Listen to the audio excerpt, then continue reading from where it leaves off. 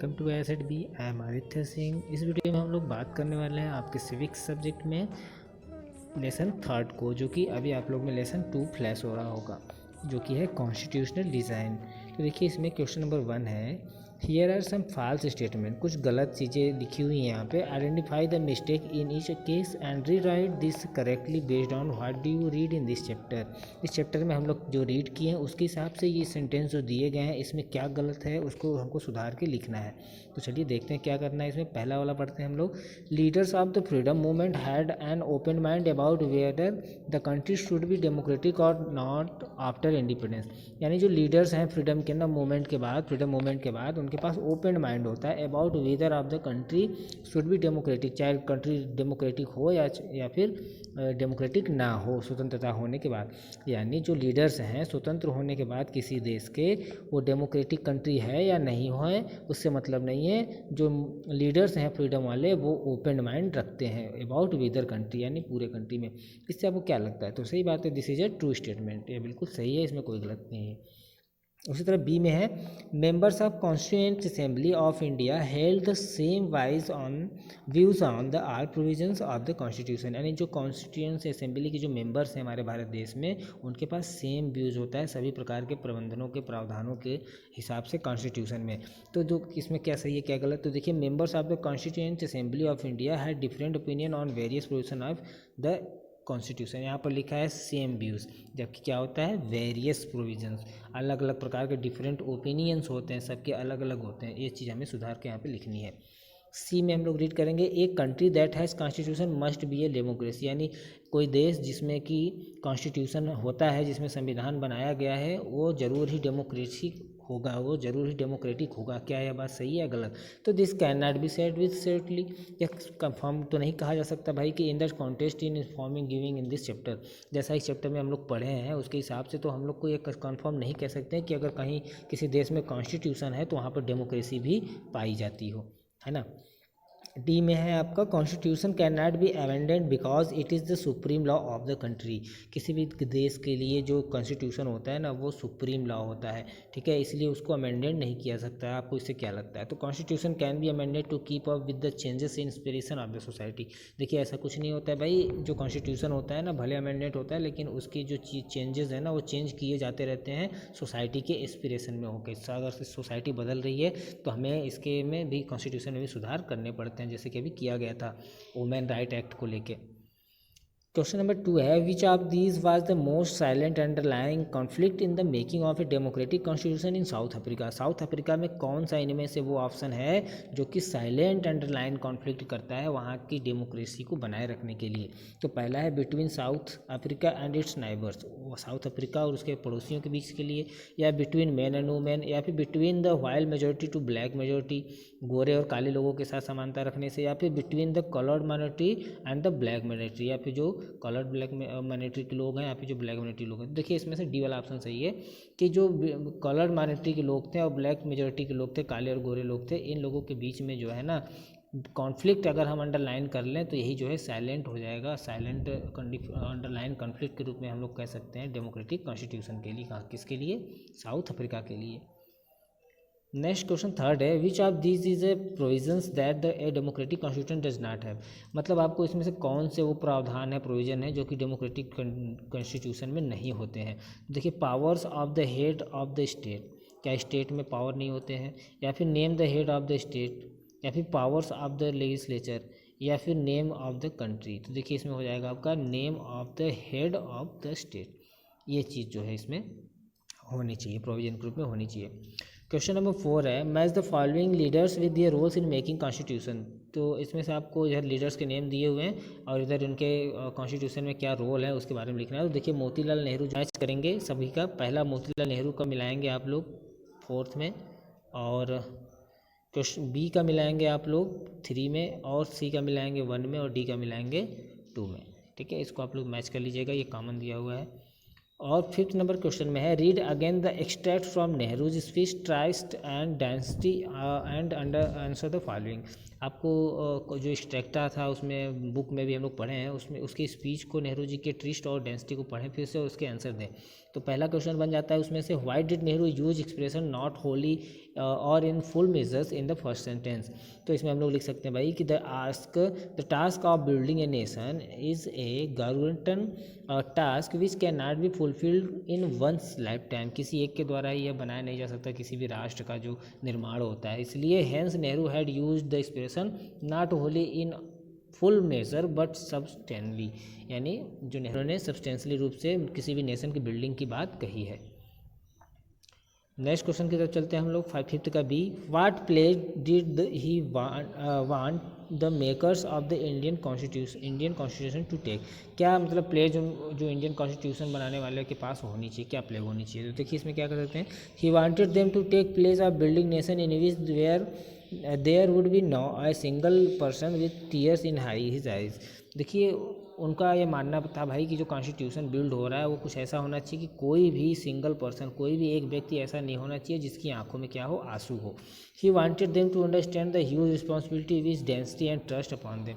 वो चाहते थे नेहरू जी कि भाई लोग जो है ना बड़े पैमाने पे रिस्पॉन्सिबिलिटीज़ को समझें और अपनी डेंसिटी को भी समझें और उनके ऊपर विश्वास यकीन दिलाएं, जिससे कि कोई भी व्यक्ति ऐसा ना हो जिसकी अधिकारों का हनन हो या फिर उसकी आंखों में आंसू हो। ठीक है, सी ऑप्शन हो जाता है आपका, the ambition of greatest man of our generation has been to wipe every tear from every eye, who was he referring to.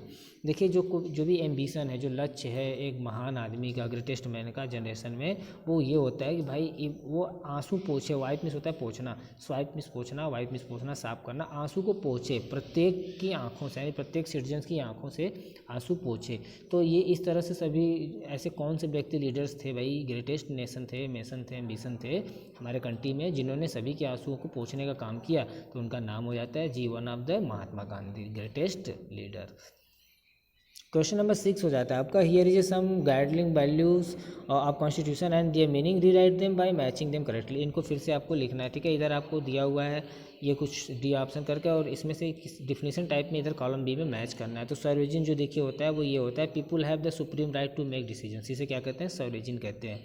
फिर बी है आपका रिपब्लिक। रिपब्लिक किसे कहते हैं भैया, तो इसे कहते हैं head of the state is an elected by person, किसी पर्सन द्वारा इलेक्ट किया जा रहा हो, रिपब्लिक उसे कहते हैं। और फर्टर्निटी क्या होती है, तो फर्टर्निटी में आप लिख सकते हैं people should live like brothers and sister. Fraternity means होता है कि लोग भाईचारे के साथ रह रहे हो, भाई बहन के चारे व्यवहार के साथ रह रहे हो। सेकुलर क्या होता है, India is secular country, secular state. क्या कहेंगे आप इसको, सेकुलर मीन्स होता है government will not favour any religion, यानी जो गवर्नमेंट है वो किसी रिलीजन के, किसी भी धर्म के पक्ष में नहीं होता, उसके सामने सभी धर्म क्या होते हैं, इक्वल होते हैं। बिल्कुल सही।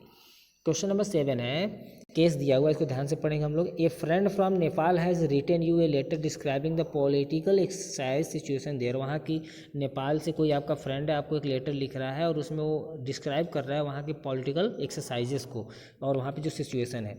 Many political parties are opposing the rule of the king. जो वहाँ का किंग है वहाँ उसके खिलाफ में बहुत सारी पॉलिटिकल पार्टीज जो है खड़ी हुई हैं। सम ऑफ देम से that the existing constitution given by the monarch can be amended to allow more powers to elect representative. उनमें से बहुत से लोग कह रहे हैं भाई कि जो कॉन्स्टिट्यूशन है उसमें मोनार्चियों को अमेंडेड किया जाए, उनको पावर दिया जाए अधिक से अधिक, और साथ ही साथ इलेक्ट किया जाए उनके रिप्रेजेंटेटिव को। बहुत से लोग आवाज़ उठा रहे हैं। तो others are demanding a new constitutional assembly to write a republican constitution. और कुछ लोग ऐसे भी हैं जो डिमांड कर रहे हैं कि नए कॉन्स्टिट्यूशन को बनाया जाए, असेंबली को बनाया जाए जिसमें रिपब्लिकन हो सके हमारा कॉन्स्टिट्यूशन। तो आपको बताना है भाई कि reply to your friend giving your opinions on his the subject. तो इस मैटर पे, इस केस पे जो उसके नेपाल में चल रहा है, आप अपने फ्रेंड को क्या सजेशन देना चाहेंगे, तो इसके बारे में हम लोग को अपने थॉट्स लिखने, भाई क्या सजेशन देने चाहेंगे हम लोग। तो देखिए हम लोग लिखेंगे both the opinions are plausible, दोनों ही बहुत अच्छी बातें हैं। If the existing constitution is proper then it can be amended to include more powers to elect representative. देखिए जो एग्जिस्टिंग कॉन्स्टिट्यूशन है ना, उसमें प्रॉपर तरीके से पावर होना चाहिए कि वो इलेक्टेड रिप्रेजेंटेटिव को पावर में ला सके। साथ ही साथ if existing constitution is full of loop holes then a new constitution should be drafted. यदि ऐसा लगता है कि वहाँ पे ये सारी चीज़ें नहीं हो पा रही हैं तो मैं तुम्हें सलाह देता हूँ कि वहाँ पे एक नया कॉन्स्टिट्यूशन जरूर ही ड्राफ्ट किया जाना चाहिए। For this constituent assembly should be found by including the elected representative and they should collectively decide about particular opinion option. तो इस तरह से हम उसको सलाह ये दे सकते हैं कि भाई वहाँ पे जो भी चीज़ें हैं दोनों कंडीशन पॉसिबल है, और साथ ही साथ वहाँ की जो कॉन्स्टिट्यूशन है वो प्रॉपर तरीके से यदि काम नहीं कर रही है, मैंडेट पावर को नहीं बढ़ा रही है, तो वहाँ के रिप्रेजेंटेटिव को इलेक्ट करना चाहिए, तुम लोग को वोटिंग करना चाहिए। और साथ ही साथ कॉन्स्टिट्यूशन यदि फुल हो गया है लूप होल से और कॉन्स्टिट्यूशन में बहुत सारे ड्राफ्ट हो गए हैं तो उसको फिर एक नया निर्धारण करके हमको ड्राफ्टेड करना चाहिए। और साथ ही साथ कॉन्स्टिट्यूएंट असेंबली को ना वहाँ पे इलेक्टेड रिप्रेजेंटेटिव के साथ ही जोड़ के रखना चाहिए और कलेक्टिवली मतलब साथ में एक साथ लेके चलना चाहिए जिससे पार्टिकुलर ऑप्शन बन जाए। नेक्स्ट क्वेश्चन की तरफ चलते हैं। क्वेश्चन नंबर 8 में है, here are different opinions about what made India a democracy, how much importance would have you give to each of these factors. देखिए हमारे भारत देश में बहुत सारे ओपिनियंस हैं जो कि हमारी कंट्री को क्या है बनाते हैं, क्या बनाते हैं, डेमोक्रेटिक बनाते हैं। तो आपको क्या लगता है इनमें से कौन से फैक्टर हैं जो कि बहुत ज़्यादा इंपॉर्टेंस है। तो चलिए पहला पढ़ते हैं हम लोग। Democracy in India is a gift of the British ruler. British rulers का जो है ना गिफ्ट है वो डेमोक्रेसी हमारे भारत देश में। कैसे? We receiving training to work with representative legislative institution under the British rule. क्योंकि हम लोग ब्रिटिश रूल से ही जो है ना उनके रिप्रेजेंटेटिव से ही ना हम लोग बहुत सारे इंस्टीट्यूशन में जो है ट्रेनिंग वगैरह रिसीव करते आए हैं। तो क्या लगता है आपको उसके बारे में क्या कहना चाहेंगे? तो हम कह सकते हैं कि the importance of this fact can not be ignored. देखिए ये तो अच्छी बात है भाई कि ब्रिटिश से ही हमें एक लोकतंत्र एकता के साथ रहने की सीख मिली, ये तो बात सही है। We should acknowledge that the we learn many good things from British rulers and democracy was one of them. तो इस तरह से हम लोग बहुत सारी चीज़ों को ब्रिटिश से सीखते हैं, ब्रिटिश के रूलर से सीखे हैं, और साथ ही साथ यह भी सीखे हैं कि भाई डेमोक्रेसी कितनी ज़्यादा महत्वपूर्ण होती है कि हम लोग को एक साथ कैसे रहना चाहिए। बी ऑप्शन में है, freedom struggle challenge the colonial exploration and denial of different freedoms to Indians. Free India could not be anything but democratic. देखिए जो फ्रीडम होता है ना, स्ट्रगल जो स्वतंत्रता के लिए स्ट्रगल किया गया वह एक प्रकार का चैलेंज होता है एक्सप्लोरेशन के लिए और डेनियल के लिए, अलग अलग प्रकार के आज़ादी के लिए भारतीयों में। तो फिर आपको ये बताना है कि क्या फ्री इंडिया में सब कुछ डेमोक्रेटिक नहीं हो सकता है, कुछ भी फ्री नहीं हो सकता है। Free India could not be anything, जो आज़ाद भारत देश है वह कुछ भी नहीं हो सकता है लेकिन डेमोक्रेटिक हो सकता है। इसमें आप क्या कहना चाहेंगे? तो इसमें हम लिखेंगे freedom struggle was important in spreading in idea of nationalism in India and including the practices making of decision by consensus. देखिए जो फ्रीडम होता है ना, फ्रीडम के लिए जो स्ट्रगल किया गया है वो बहुत ही ज़्यादा महत्वपूर्ण है, मायने रखता है हमारे नेशनलिज्म में भारत के। लेकिन फिर भी जो डिसीजंस हैं कॉन्स्टिट्यूएंट्स है उसको लेने के लिए हमें प्रैक्टिस की आवश्यकता होती है, क्योंकि कोई भी डेमोक्रेटिक कंट्रीज़ में कोई भी डिसीजन एक ही बार में पास नहीं किया जा सकता। सी ऑप्शन है, we were lucky to have leaders who had democratic convention the denial of democracy is several other newly independent country shows the important role of these leaders. यानी आपको बताने हैं कि जो लकी लीडर्स हैं ना democratic convention day, उसमें से बताइए कौन से डेनियल ऑफ डेमोक्रेसी हैं जो कि नए इंडिपेंडेंस कंट्रीज़ में दिखाए जाते हैं या जिनकी रोल को लीडर्स के रूप में दिखाया जाता है। तो इसमें लिखेंगे हम लोग, वी वेयर इंडीड लकी, हम लोग बहुत ज़्यादा लकी हैं, that we did not have leaders who were autocratic, हम लोग बहुत लकी हैं कि हम लोगों के पास ऐसे नहीं है लीडर्स हैं जो कि अपने आप बन जाते हैं, मतलब ज़बरदस्ती बन जाते हैं। ठीक है, India's freedom struggle is only one example of bloodless freedom struggled in contemporary history. पूरे इतिहास में यदि हम लोग देखें तो केवल भारत का ही एक ऐसा आज़ादी का स्ट्रगल है जहाँ पे बहुत ही खून की बहाव कम हुई। देखिए लड़ाई झगड़ा होता है, लड़ाइयाँ होती हैं, युद्ध होते, वार होते हैं, तो ब्लडिंग तो होती है, लेकिन यदि ब्लडिंग का रेट देखा जाए कहाँ पे सबसे कम ज़्यादा लोग मरे तो हो जाता है हमारे इंडिया के फ्रीडम के साथ। तो इसलिए हम लोग this could be possible because our nationalist leaders had the maturity to listen to others views. इसलिए हमारे पास जो नेशनलिस्ट लीडर्स हैं राष्ट्रीय, उनके पास मैच्योरिटी होती है कि वो दूसरों की व्यूज़ को सुन सकें। ये हम लोग इसमें लिख सकते हैं भाई हमारे लीडर्स ऐसे हैं कि हम काफ़ी लकी फील करते हैं। क्वेश्चन नंबर 9 में है, read the following state from A conduct book of married women. ये मैरिड वुमेन का ये एक पैराग्राफ दिया हुआ है जो कि पब्लिश हुआ था 1912 में। इसका God has made for the female species delicate the fragile both physical and emotionally pitiably incapable self defence they are destined just by God to remain in the male protection of father husband and son all of their lives. Women should therefore not despair but feel oblige that they can dedicate themselves to the service of man. Do you think the values expressed in this paragraph reflected the values underlying our constitution और does the go the constitution values. तो इसमें हम लोग को बताना है भाई, ये एक कहानी है, एक बुक से लिया गया है जिसका नाम है मैरिड वोमेन, और ये पब्लिश कब हुआ था 1912 में। तो इसमें यह कहानी दी गई थी कि भाई जो औरत होती है, जो फीमेल है ना, वो जब उसकी शादी हो जाती है तो जहाँ पे वो जाती है उसके हस्बैंड, उसके फादर, उसके सन, वो सबके साथ रहने लगती है, ठीक है। और उसको रहते रहते ये उसको फील होता है कि भाई ऑब्लिग्ड फील होता है। क्या फील होता है कि वो अपने लिए कुछ नहीं कर पा रही, बल्कि सर्विस ऑफ मैन, वो दूसरों के लिए ही करके अपने जीवन को व्यतीत कर रही है, ख़त्म कर रही है। तो आपको क्या सोचते हो कि इससे क्या वैल्यू एक्सप्रेस होती है इस पैराग्राफ्स में कॉन्स्टिट्यूशन के अकॉर्डिंग? तो हम इसमें लिख सकते हैं भाई कि the constitution treats every citizen equally. देखिए जो कॉन्स्टिट्यूशन है वो सभी नागरिकों को एक समान रूप से ट्रीट करता है और जेंडर डिस्क्रिमिनेशन को बिल्कुल खलास करता है, यानी कि जो जेंडर डिस्टिंक्शन है, जो लिंगों का भेदभाव है, उसको खारिज करता है। इसलिए इस पैराग्राफ में does not reflect underline value of in our constitution. तो हमारा जो कॉन्स्टिट्यूशन कहता है उसके अनुसार इस पैराग्राफ में कुछ भी वैल्यूज़ नहीं दी गई है, यानी कि हमारे कॉन्स्टिट्यूशन के ये बिल्कुल खिलाफ है, क्योंकि किसी के भी अधिकारों का हनन नहीं हो सकता, चाहे वो फीमेल हो चाहे वो मेल हो। ओके, तो इस तरह से ये क्वेश्चन था। अब क्वेश्चन नंबर 10 है आपका, read the following statement about the constitution, give reason why each of these true और नॉट। तो आपको ये सभी पढ़ने हैं और पढ़ के बताने कि ये सही है या गलत है अकॉर्डिंग टू अवर कॉन्स्टिट्यूशन। तो पहला है the authority of the rules of the constitution is the same as that any other law. देखिए जो अथॉरिटी है, नियम है हमारे कॉन्स्टिट्यूशन के काम करने की ना, वो बिल्कुल सेम है जैसे अदर लॉ होते हैं। इससे आपको क्या लगता है? तो देखिए ये तो बिल्कुल सही नहीं है भाई, क्योंकि सभी अलग अलग होते हैं, कॉन्स्टिट्यूशन हमारा अलग है।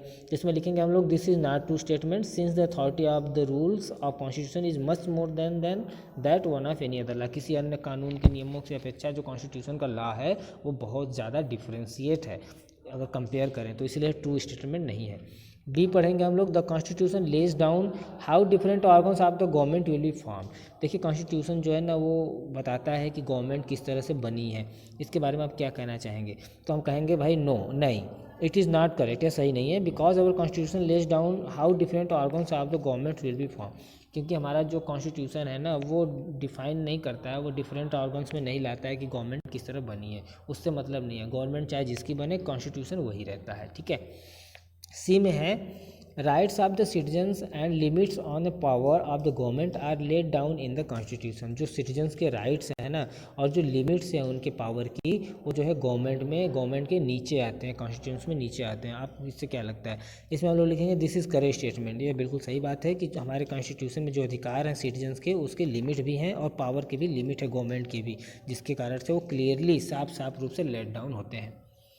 क्वेश्चन नंबर डी है, ए constitution is about institution not about value. जो कॉन्स्टिट्यूशन होता है ना वह एक संस्था होती है, न कि कोई वैल्यू होती है। आपको इससे इस बात से क्या लगता है? तो हम इसमें लिखेंगे a constitution is about institution through which different values are being included. मतलब कि कॉन्स्टिट्यूशन इंस्टीट्यूशन तो होता है, ठीक है, संविधान जो है वो कोई संस्था टाइप का तो है, लेकिन अलग अलग वैल्यूज़ के साथ सभी के साथ इंक्लूडेड होता है, सबको साथ लेके चलता है, ठीक है। इसमें इतना हम लोग लिख सकते हैं। ओके, तो यहाँ पे आपका क्वेश्चन समाप्त हो गया है सभी, और इस एक्सरसाइज को आप लोग को नोट कॉपी में कंप्लीट कर लीजिए। और ऐसा करने से मुझे मोटिवेशन मिलता है, तो मैं और अच्छे तरह की वीडियोज़ इस पर अपने वर्क को दे पाऊँगा, है ना। तो प्लीज़ चैनल को सब्सक्राइब कीजिए। चलिए, थैंक यू।